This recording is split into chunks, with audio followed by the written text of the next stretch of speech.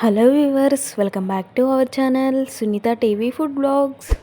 ఈరోజు మనం బీరకాయ curry simple and easy and హెల్తీగా ఎలా చేసుకోవాలో చూసేద్దాం.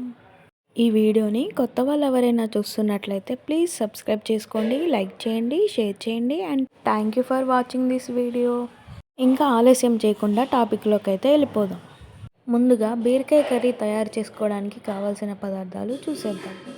బీరకాయలు 2 మధ్యస్థాయివి, ఉల్లిపాయలు సన్నగా తరిగినవి, టమాటా ముక్కలు సన్నగా తరిగినవి, పచ్చిమిర్చి సన్నగా తరిగినవి, వెల్లుల్లి పేస్ట్ 1 టేబుల్ స్పూన్, పోపు దినుసులు ఆవాలు, జీలకర్ర, మినప్పప్పు, శనగపప్పు 1 టేబుల్ స్పూన్, పసుపు 1/2 టేబుల్ స్పూన్, కరివేపాకు కొద్దిగా, కారం 2 టేబుల్ స్పూన్, ఉప్పు 1 టేబుల్ స్పూన్, కొబ్బరి పొడి లేదా జీలకర్ర పొడి 1 టేబుల్ స్పూన్.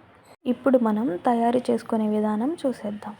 ముందుగా ఒక చిన్న ప్యాన్ తీసుకొని దానిలో 2 టేబుల్ స్పూన్ నూనె పోసుకొని 1 టేబుల్ స్పూన్ పోపు గింజలు వేసుకొని వేయించుకోవాలి.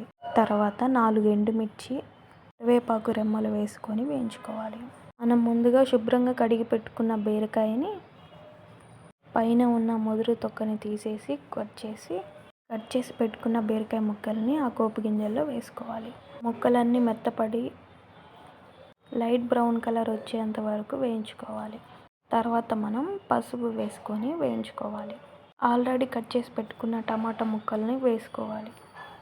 టమాటా ముక్కలు ఉడికిన తర్వాత తగినంత కారం, ఉప్పు వేసుకొని ఉడికించుకోవాలి. ఇప్పుడు మనం 1 టేబుల్ స్పూన్ ధనియాల పొడి వేసుకొని ఉడికించుకోవాలి. అలాగే మూత పెట్టుకొని ఒక 5 నిమిషాలు ఆగి మళ్ళీ కలుపుకున్న తర్వాత మనకు కావాల్సిన బీరకాయ కర్రీ రెడీ.